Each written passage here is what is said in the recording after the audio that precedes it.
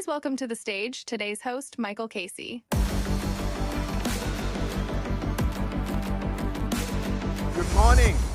Welcome to the third and final day of Consensus in Austin, and welcome to all of those watching on live stream as well.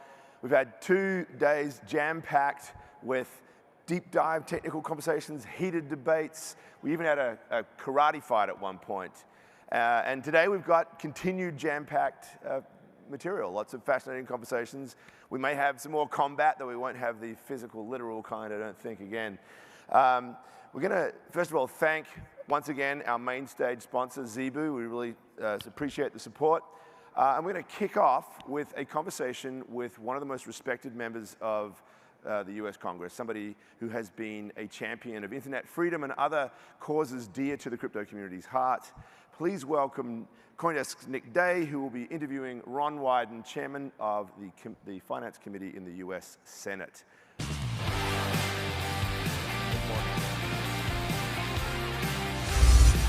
I look at you? You're in.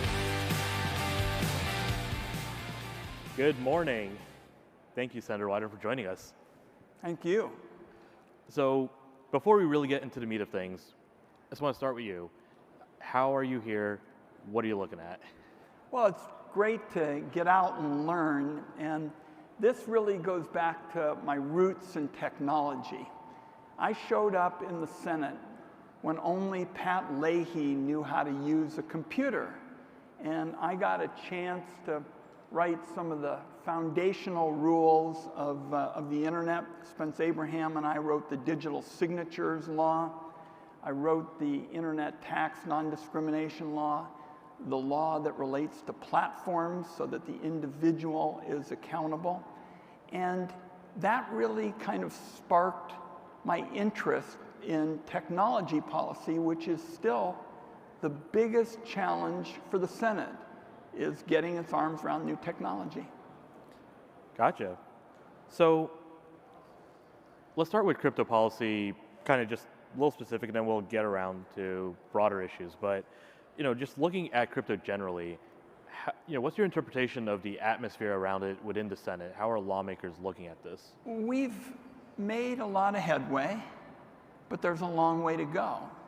And apropos of how I got started on this, as part of the bipartisan infrastructure bill, at the last minute, a group of senators said, we're going to fund this by taxing the software developers and the coders. And I said, hey, I don't know everything about crypto, but these are folks using their First Amendment rights. They're the creators. And by the way, at the top of my priority list is getting more of these creators in the United States of America, because we are losing, in many instances, to foreign countries. And so when they said, we're going to tax coders to the tune of $50 billion, I said, I'd like to know a little bit more about it, because why are we saying that people who are creative software developers are basically going to do taxing for everybody? And we basically were able to waylay that, and it is kind of symptomatic of what our challenge is. New things come up, and people said, well, nobody in the Senate knows about it. And one friend said, they forgot about Ron. And I said, hold on, I don't know everything about it, but I know that taxing the software developers without any hearings, without any discussion for $50 billion is a mistake, and I'm still supporting software developers as a key part of blockchain and our challenge. So, on that note, there were a couple, I guess, specific things that have happened recently.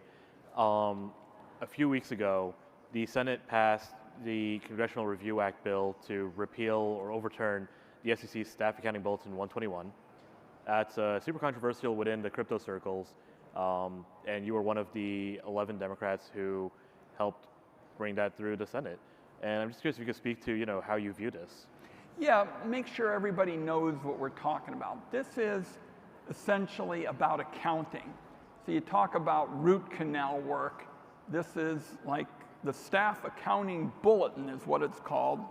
It's not really enforceable, but it basically sets up a different standard for crypto than everybody else has in the financial sector with respect to custody. So this is a pretty complicated thing. And I remember being down on the Senate floor and a lot of senators were going, huh, what is this? Why didn't we have any hearings? Why didn't we have any discussion?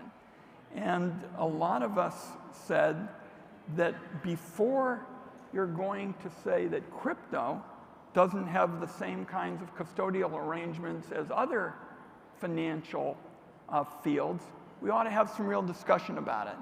And a group of us said, let's just hold on here and take the time to make sense and not just establish a whole separate, unique barrier to storing customers' crypto. And kind of building on that, last week, of course, we saw the House pass the FIT21 Act with bipartisan majority from the lawmakers and the members there. Do you just have any thoughts on, I guess maybe without speaking to that specific bill, just on, is there a need for a market structure bill legislation addressing this market now it's regulated? There certainly is, and what you really need is a regulatory framework, and that's what Chairman McHenry is trying to do, and you need to be tough on the scamsters and the rip-off artists. And one of the reasons I wanted to come is I wanted to find out new ways in which particularly blockchain and others are trying to do this. And I know you all are stepping up your game in terms of fighting terrorism and fraudsters and the cartels and the like. And I think that's really key. And it's getting late in this session, so it's unclear how far that bill will move. But I think Chairman McHenry is right to establish a kind of regulatory framework and put a sharper focus on fighting fraud and rip-off artists. So kind of on that note, you recently signed a letter alongside Senator Cynthia Lummis of Wyoming, kind of questioning the DOJ almost about how they're interpreting law. And the context of that was, of course, the DOJ is pursuing charges against the developer of, or a developer of Tornado Cash, Roman Storm. Can you just speak a little bit to the letter, the contents? And yeah, I never talk about specific cases and companies and the facts, but Senator Lummis and I have partnered on a number of bipartisan efforts, and we wanted to make sure that you weren't painting an entire economic sector with one brush because you felt that one firm, and again, I'm not getting into the facts, was engaged in conduct you were concerned about. And so, again, we come back to the software developers. People always say, I'm getting repetitive about it, but if you walk out of here with two thoughts, I'm interested in software developers, I'm interested in stable coins, and I think that there's an opportunity for a lot of creativity. I very much want to see a portable medical record. You've had all these politicians and legislators talking about this for literally decades. I think blockchain is capable of doing it, and that's the kind of story we want to tell. So let's switch gears for a little bit. One of the things you're perhaps best known for, certainly alongside the last few months, has been your work on kind of reforming FISA, basically a surveillance act. And I'd love to just hear your thoughts on what happened and then where we go from here. Well, I don't mind it when people say I'm one of the leading privacy hawks in public life, because I think that people are entitled, law-abiding people are entitled to a almost zone of privacy. Surveillance is one of the most ominous aspects of American life. And what I want to do is make sure in areas like of public policy, like the Foreign Intelligence Surveillance Act, we recognize the trends, and the trends are that global communications is more globally integrated, and we ought to protect the privacy rights of Americans swept up in those searches, and that's been a big push of mine with respect to Section 702 of the Foreign Intelligence Surveillance Act. Do you have any specific, obviously the bill went through, I do believe it was just reauthorized without any changes, although I might be... Well, we already are on our way to some improvements. There are going to be some guardrails in the intelligence authorization bill. But here's another concern. What we say in the intelligence field is sources and methods, as those patriotic individuals gather the information about those who might be threats to the country. Sources and methods always need to be secret, but the law always needs to be public. It ought to be possible for Americans to sit at their Starbucks, have a coffee or a soda or something, and read a public law. It's called public for a reason. It gives us a chance to hold elected officials accountable. And unfortunately, the reforms that are being discussed with respect to FISA, a big chunk of that is going to be secret. I call it secret law. And that's another thought you ought to walk out of here from this discussion is the sources and methods in intelligence, how they gather the information needs to be secret. Laws need to be public. What other improvements would you make if you had, your way with this bill? Well, what I have said is that when you're going to get the information of a law-abiding American, you should have a warrant. And my FISA approach would have established that with an exception if the government thinks that there's an imminent threat. So I see lots of good folks out in the audience. What this means is that the government has to have a warrant if it is going to get information picked up in these FISA searches about law-abiding Americans. But if there is an imminent threat to folks, for example, here or somewhere else, then the government can go get the information and settle up later. So just kind of jumping into the weeds a tiny bit here, this actually goes into a question I've been asking a lot of the panelists we've had over the last 3 days. And it's just kind of, there's this question of balancing privacy and the right to do things online, transact, send money around. Well, before we pit one of them against the other, let's make sure that some of us in public life feel that security and liberty aren't mutually exclusive. We can have both. Gotcha. So speaking of things that are surveilling us, AI has been pretty in the news recently for everything that's been going on. I'm just curious if you have any thoughts on should there be kind of a regulatory framework guiding the development, the data gathering, the building of these new tools, and what might that look like? Well, I've introduced the Algorithm Accountability Act with Senator Booker, Congresswoman Clark, and my Algorithmic Accountability Act very much resembles some of the things I started on decades ago. There is transparency, there's accountability, there's equity, and it's a smart touch. I'm not prepared for the government to just create massive layers of government and expense right now. What I want us to do is target in on real problems. I mean, minorities, for example, have huge problems with housing and credit and access to education. That's what Senator Booker and Congresswoman Clark and I are going after. We're going to find out how the algorithms are presented, who's holding the accountability side of the ledger, and I think that's a smart way to start. And by the way, those are my roots with the innovators, the First Amendment folks, and I'm applying it to a lot of fields. I don't know if you're going to get into it, but I'm a strong supporter of stablecoins. I love the name stablecoins because right away that sends a message that if you peg it to the dollar or something like that, you're serious about protecting an array of interests. I would love to talk about that.